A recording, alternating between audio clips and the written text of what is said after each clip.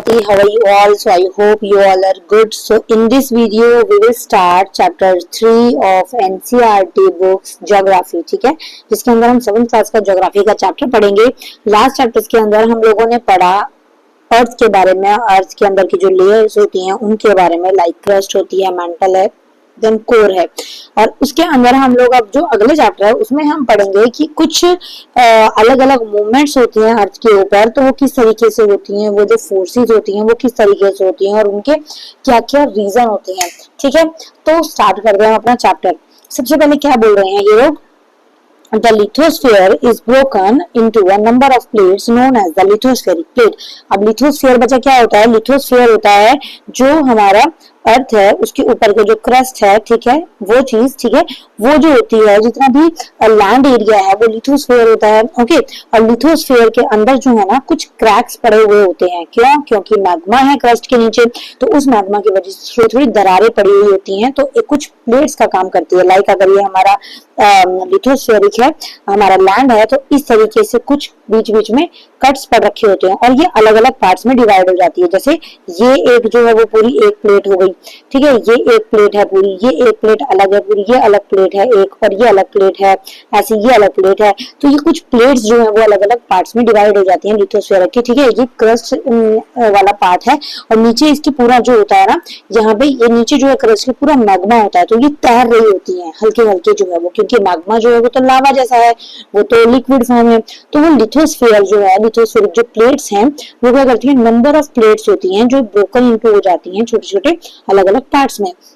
You will be surprised, क्या बोल रहे हैं ये, you will be surprised to know that these plates move around very slowly, just a few millimeter each year।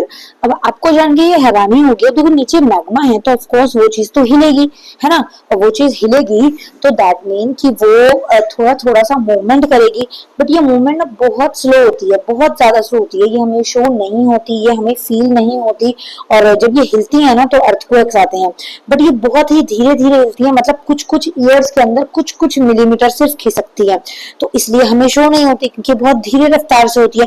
But जब ये plates बहुत तेज रफ्तार से टकराती है ना, सो उसको बोला जाता है कि भाई अर्थक्वेक आ गया, भूकंप आ गया। आया होगा ना, फील किया है ना आप लोगों ने भी। Just a few, this is a base because of movement of molten magma inside the अर्थ। वो किस लिए हिलती हैं, क्योंकि मोल्टन मैग्मा जो है वो अर्थ के अंदर है और ऊपर जो है लिथोस्फेरिक प्लेट्स हैं, तो वो मोल्टन मैग्मा जब हिलता है तो ऑफ कोर्स वो चीज जो है प्लेट्स हैं वो भी धीरे धीरे मूव करती हैं। ठीक है, the molten magma inside the earth moves in a circular manner as showing the activity. और जो मोल्टन मैग्मा है ना वो सर्कुलर शेप में मूव करता है। अगर आप लोगों ने कंडक्शन, कन्वेक्शन, रेडिएशन पढ़ा हो, तो अगर आपने रेडिएशन पढ़ा है तो आप लोगों ने देखा होगा बेकर होता है, यहाँ पर आग जल रखी होती है, तो जो यहाँ पर नीचे मॉलिक्यूल्स होते हैं गर्म वाले, वो यूं करके यूं करके यूं ऊपर जाते हैं, ऊपर जाते हैं फिर नीचे आते हैं, फिर ऊपर जाते हैं फिर नीचे आते हैं। तो इस तरीके से ये सर्कुलर शेप में मॉलिक्यूल्स जो है वो घूमते हैं और पानी जो है वो नीचे का पहले गर्म होकर फिर धीरे धीरे ऊपर का पानी गर्म होता है, क्योंकि नीचे वाले मॉलिक्यूल्स ऊपर चले जाते हैं, तो ये रेडिएशन होता है। तो मैग्मा भी इसी तरीके से सर्कुलेटरी वे में घूमता है और जब वो नीचे से ऊपर जाता है और जब हिलता है तो प्लेट्स जो है वो थोड़ी थोड़ी हिलती हैं। ठीक है, ओके, आगे। The movement of these plates cause changes on the surface of the earth। अब जो मूवमेंट्स होती है ना प्लेट्स की जो हिलती हैं, उनसे अर्थ के सरफेस पे बहुत सारे चेंजेस देखने को मिलते हैं। The earth movements are divided on the basis of the forces which cause them. अब जो अर्थ के मूवमेंट्स हैं वो बहुत सारे अलग अलग चीजों में, अलग अलग पार्ट्स में, अलग अलग टाइप्स में डिवाइड हैं। The forces which act in the interior of the earth are called as endogenic force. अब कुछ फोर्सेस जो है ना वो अर्थ के क्रस्ट के नीचे की तरफ शो होती है, मतलब मैग्मा जो है वो नीचे की तरफ शो होके प्लेट्स जो हिलती है ना, कुछ मूवमेंट्स नीचे होती हैं, तो उनको बोला जाता है एंडोजेनिक फोर्स। ठीक है, इंटीरियर ऑफ द अर्थ में हो रही है, और कुछ मूवमेंट जो है वो सरफेस के ऊपर होती हैं। ओके, तो उनको बोला जाता है एक्सोजेनिक फोर्स। ठीक है, तो एंडो का मतलब अंदर है, तो अंदर की वाली फोर्सेस जो मैग्मा है, जहाँ क्रस्ट है लिथोस्फेरिक प्लेट से नीचे है, वो सारी चीजें। ओके, अर्थ के इंटीरियर में और जो एक्सटीरियर में हो रही है वो एक्सोजेनिक फोर्सेस।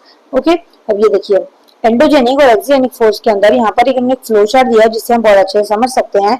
जैसे एंडोजेनिक मतलब जो अंदर की चीजें हैं, जैसे अर्थक्वेक हो गया, वोल्केनो हो गया, लैंडस्लाइड हो गया, बिल्डिंग माउंटेन्स, ये सारी चीजें जब हिलती हैं, अब आप लोगों ने नोटिस किया होगा अर्थक्वेक आ जाए तो कोई इंसान जाके बिल्डिंग को नहीं हिला रहा होता, बाहर से हमें कुछ नहीं दिखता, कहाँ से होता है, जमीन के अंदर से, नीचे से वाइब्रेशन होते तभी तो हमारे घर हिलते हैं, है ना। और एक्सोजेनिक फोर्स वो होती है जो हमें नजर आती है, जैसे इरोजन मतलब तूफान, आंधी, रिवर नदियों से कोई चीज हो जाना, विंड से हवा से कोई चीज हो जाना, सी वेव से, ग्लेशियर से। तो इन सारी चीजों से जब कुछ ना कुछ जो अर्थ के सरफेस लिथोस्फीयर पे चेंजेस आते हैं तो वो एक्सोजेनिक फोर्स होती हैं, ठीक है। तो इसी के बारे में पूरा बेसिकली हमारा ये वाला चैप्टर है। सो आई होप इतना समझ आ गया होगा। ओके, आगे अगर हम पढ़ें तो एक चीज ये भी आप देख सकते हैं, lithospheric plates जो हैं, the earth's crust consists of several large and some small rigid irregularly shaped plates which carry continents and the ocean floors। अब देखो जो लिथोस्फेरिक प्लेट है ना बच्चा, ये देखो जैसे ये अर्थ, मान लो ये अर्थ है और अर्थ के ऊपर की चीज है, तो ये लिथोस्फेरिक प्लेट जो है ना वो अलग अलग पार्ट में यूं करके टूटी हुई रहती है, ठीक है। अब ये टूटे हैं बट इनके अंदर ना कहीं कुछ कुछ रहता है। मान लो यहाँ पर ओशन आ जाते हैं, ठीक है, यहाँ पर पेड़ पौधे और कॉन्टिनेंट आ जाते हैं, यहाँ पर कोई चीज बसी हुई है, यहाँ पर कोई शहर है, तो ये अलग अलग प्लेट्स के ऊपर अलग अलग चीजें रहती हैं। ओके, अब endogenic forces sometimes produce sudden movements. अब एंडोजेनिक फोर्सेस जो हैं कई बार जो है सडन एकदम मूवमेंट्स देखने को मिलती हैं। अदर चीजें जो है मतलब ऐसी मूवमेंट्स जो हम नोटिस करते हैं और हमें फील होती हैं, और उसके अंदर सबसे मेन आ जाते हैं अर्थक्वेक और वॉल्केनोस, ठीक है। तो अर्थक्वेक और वॉल्केनो जो है सबसे मेन एंडोजेनिक फोर्सेस हैं जो बहुत ज्यादा मेन रोल प्ले करती हैं। अब सबसे पहले वॉल्केनो के बारे में पढ़ लेते हैं। Volcano is a went in the earth crust through which मॉल्टन material erupt. Erupt मतलब बाहर निकलना, और वेंट यहाँ वर्ड लिखा है, वेंट का मतलब होता है ओपनिंग, मतलब ये वाली चीज, ठीक है, ये वाली चीज जब यहाँ से बाहर निकल रहा है, बाहर निकलने वाली चीज है, यहाँ से बाहर आ रहा है ना, तो दैट इज कॉल्ड वेंट, ठीक है। सो अब यहाँ पर क्या करेंगे, और जो कार्टर होता है, क्रेटर होता है, क्रेटर होता है जो उसका मुंह है, माउथ, ओके, ठीक है। तो यहाँ पर हम देख लीजिए, पढ़ लेते हैं। एंडोजेनिक देखो यहाँ पे दिख रहा है कि एंडो का मतलब इनसाइड और जेनिक का मतलब ओरिजिन, एक्सो का मतलब आउटसाइड और जेनिक का मतलब ओरिजिन। तो ये इस तरीके से वर्ड्स जो है वो ले रखे हैं, ओके। अब यहाँ पर आ जाता है गैसेस एंड ऐश। अब गैसेस एंड ऐश देखो निकलती है जब ज्वालामुखी फटेगा, जब वोल्केनो एक्टिव इरप्ट होगा, तो वहां पर हमें देखने के लिए मिलेंगे गैसेस और एशेस, है ना, अलग अलग राख वगैरह निकलेगी, गैस निकलेंगी, और लावा मॉल्टन मैग्मा जो है वो यूं करके गिरेगा, है ना। और ऐसे ही मैग्मा चैम्बर होता है नीचे वोल्केनो के, जहाँ पर मैग्मा इकट्ठा हो रखा होता है, ठीक है। और उसके बाद उसके ऊपर सबसे नीचे वाली परत जो है जिसमें मैग्मा तैर रहा है वो है मेंटल। अगर आपने पिछला चैप्टर करा तो आपको पता होगा, तो नहीं पता तो आप प्लेलिस्ट में जाओ, आपको मिल जाएगा, वो चैप्टर जरूर से करना बच्चा। उसके बाद आधा चैप्टर आपको ये आराम से समझ आएगा, ठीक है। उसके बाद उससे ऊपर वाला हो जाता है क्रस्ट, ठीक है। तो इस तरीके से आपको ये ध्यान रखना है। अब हम पढ़ लेते हैं। Similarly when the lithospheric plates move, the surface of the earth vibrate। जब प्लेट्स मूव करती हैं तो अर्थ जो है वो वाइब्रेट होती है। The vibration can travel all around the earth, these vibrations are called earthquake. तो ये वाइब्रेशन जो है वो क्या कहलाती हैं, अर्थक्वेक कहलाती हैं, ठीक है। तो जो सिंपल सी बच्चा लिथोस्फेरिक प्लेट जब मूव करती है ना तो हमारे अर्थ के अंदर वाइब्रेशन होती है। अब ये वाइब्रेशन बहुत हल्की भी हो सकती है जो हमें फील ना हो, बट ये बहुत ज्यादा हाई स्केल पे भी होती हैं, और जब हाई स्केल पे होती है तब हमें फील होता है कि हाँ वो कंप आया। वरना लिथोस्फेरिक जो है हर सेकंड में कुछ ना कुछ होता रहता है, हर सेकंड में कुछ ना कुछ फील होते हैं, छोटे छोटे झटके भूकंप आते रहते हैं, बट वो हमें फील नहीं होते क्योंकि वो ज्यादा स्ट्रॉन्ग नहीं होते, ठीक है। तो जो वाइब्रेशंस होती हैं उनको क्या कहते हैं, अर्थक्वेक कहते हैं। The place in the crust where the movement start is called focus. तो जो मतलब क्रस्ट है, क्रस्ट के पार्ट जहां पर अर्थक्वेक आना स्टार्ट हुआ, ये देखिए जहां से एक जगह से तरंगे उठती हैं, वाइब्रेशन उठती हैं, तो वो बिल्कुल सीधी ना जाकर यूं करके घूमती हैं, मतलब अपने आसपास की सारी जगहों पर आती है।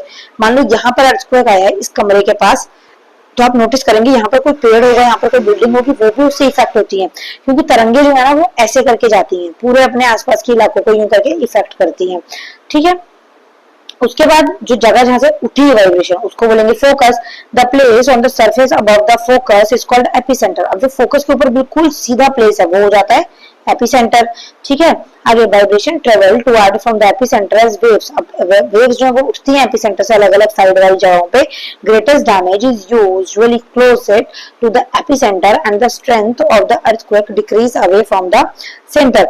अब ये क्या बोल रहे हैं कि जो ग्रेटेस्ट डैमेज होती है ना वो ज्यादातर कहाँ होती है, एपिसेंटर के पास वाले इलाके में होती है, ठीक है। And the strength of the earthquake decrease away from the centre.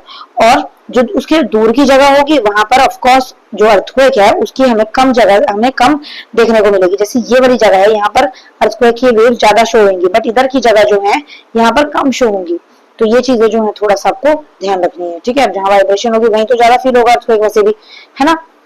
ये एक्टिविटी साइड में दी हुई है, ये इजी है, आप इसको पढ़ेंगे आपको समझ आ जाएगा, ठीक है।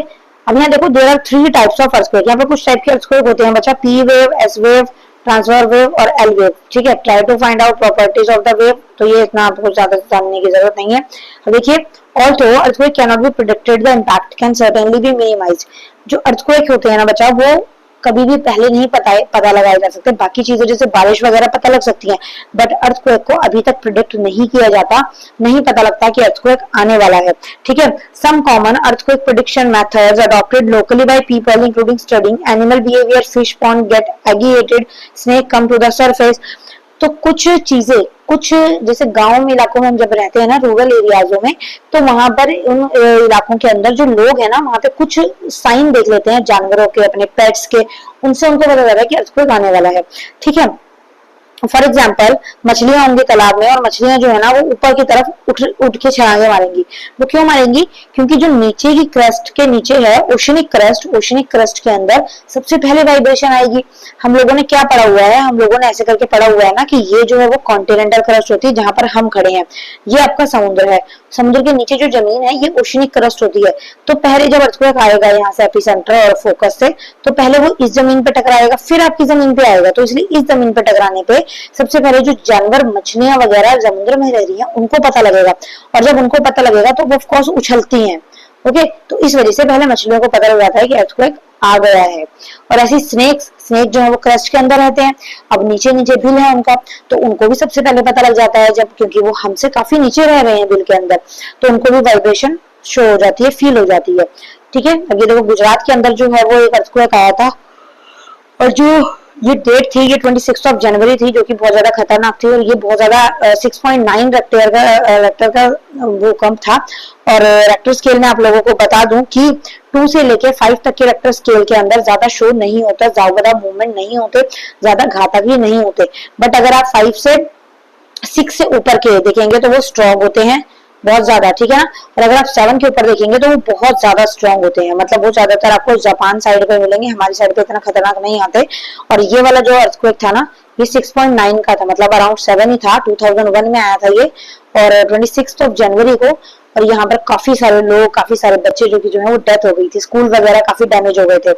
तो इसलिए ये चीज आपको थोड़ा सा जानना जरूरी है, ठीक है। अब अर्थक्वेक जो है यहाँ पर एक चीज और लिखी है कि अर्थक्वेक को मेजर करने के लिए कितने रेक्टर का अर्थक्वेक था, तो उसके लिए आपके पास एक मशीन होती है जिसको हम बोलते हैं सिस्मोग्राफ, ठीक है, सिस्मोग्राफ। और उसके बाद एन अर्थक्वेक ऑफ 2.0 और less than be felt only a little bit, an earthquake over 5 can cause damage from things falling. अब यहाँ पर देखो, जो अर्थक्वेक 2.0 मतलब 2 के आसपास के और उससे कम के आसपास के अर्थक्वेक होते हैं, उसके अराउंड के आसपास होते हैं, वो बहुत कम लिटल हमें फील होते हैं। बट अर्थक्वेक जो 5 के आसपास होंगे वो क्या करते हैं, वो नॉर्मल जो चीजें होती हैं वो गिरती हैं उनसे, ठीक है, नॉर्मल सा रहता है और चीजें गिर जाती हैं, इतना फोर्स उनका होता है। और जो उसके बाद 6 के अराउंड में जो होते हैं उसमें मैग्नीट्यूड जो है वो स्ट्रॉन्ग होता है काफी ज्यादा, ठीक है, वेरी स्ट्रॉन्ग। और जो 7 के आसपास होता है वो काफी मेजर अर्थक्वेक होते हैं, ठीक है, उनमें काफी ज्यादा डैमेज होती है, ठीक है। अब अर्थक्वेक के प्रिपेयर्डनेस, मतलब कि अर्थक्वेक अगर आता है तो आपको क्या चीजें करनी चाहिए, सेफ स्पॉट ढूंढना चाहिए। मतलब अगर आपको अर्थक्वेक आ गया तो यहाँ पर आपका टेबल है तो आपको टेबल के नीचे बैठ जाना चाहिए, मतलब टेबल के नीचे बैठेंगे तो भाई अगर मान लो कोई चीज गिरती है तो आप टेबल की छत से आप सेफ हो जाएंगे। अब ऐसी चीज के नीचे नहीं बैठना जो आसानी से टूट जाए, कोई हार्ड ऑब्जेक्ट के नीचे बैठना है, ठीक है, जैसे डाइनिंग टेबल हो गया या कोई भी चीज जाके दीवार दो और कुछ गिरे तो आप उससे थोड़ा सेफ हो जाए, आपको थोड़ा कम चोट आए या आप कम डैमेज हो, ठीक है। स्टे अवे फ्रॉम, अब वहां से जिस जगह से, कुछ जगहें ऐसी होती हैं जहां से हमें दूर रहना चाहिए, जैसे चिमनी वगैरह, मिरर वगैरह, पिक्चर फ्रेम हो गया, शटर हो गए, छतें हो गई, रूफ हो गई, ये चीजें गिर सकती हैं तो इनसे हमें दूर रहना चाहिए। और बी प्रिपेयर्ड, मतलब अवेयरनेस फैलानी चाहिए, हमें अपने आसपास के लोगों को भी बताना चाहिए कि भाई अर्थक्वेक आएगा तो आपको ऐसी ऐसी चीजें करनी है, ठीक है। तो इस चीज का भी थोड़ा सा आपको ध्यान रखना है। उसके बाद आगे अगर हम देख लें तो मेजर लैंडफॉर्म्स, अब यहाँ से लैंडफॉर्म स्टार्ट हो जाते हैं बच्चा। अभी हमने अर्थक्वेक के बारे में पढ़ लिया और क्या पढ़ा हमने, अब वोल्केनो के बारे में, ठीक है। तो आई होप ये चीज आपको पता लग गई होंगी, वोल्केनो को मैंने आपको बता दिया और अर्थक्वेक का भी मैंने आपको बता दिया, ठीक है। तो इस चीज का आपको थोड़ा सा ध्यान रखना है। उसके बाद अब यहाँ से स्टार्ट हो जाता है आपका सेकंड पार्ट में मैं करवा दूंगी आपको ये मेजर लैंडफॉर्म्स हैं।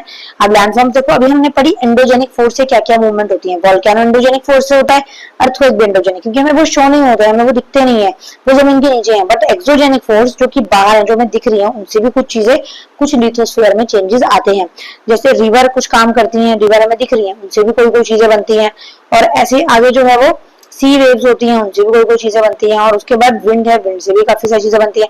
तो ये वाला हम सेकंड पार्ट में हम कवर करेंगे। तो आई होप आपको समझ आ गया होगा। See you in next part. Thank you so much. Bye bye.